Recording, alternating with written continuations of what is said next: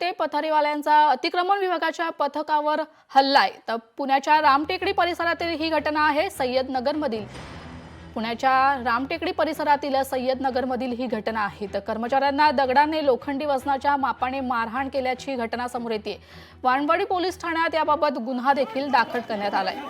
पुण्यातील रामटेकडी सय्यदनगरमध्ये पथारीवाल्यांचा अतिक्रमण विभागाच्या पथकावर हल्ला करण्यात आलाय, ज्यामध्ये महापालिकेचा कर्मचारी जखमी झालाय।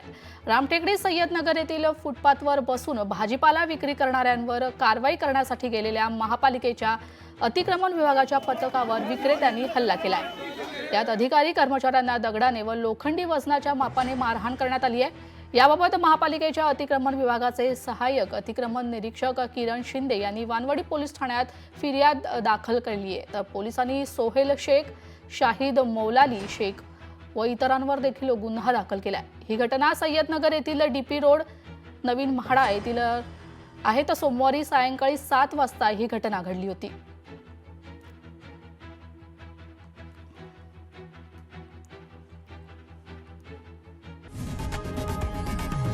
लोकशाही मराठी ऐका, पहा, जागरूक रहा।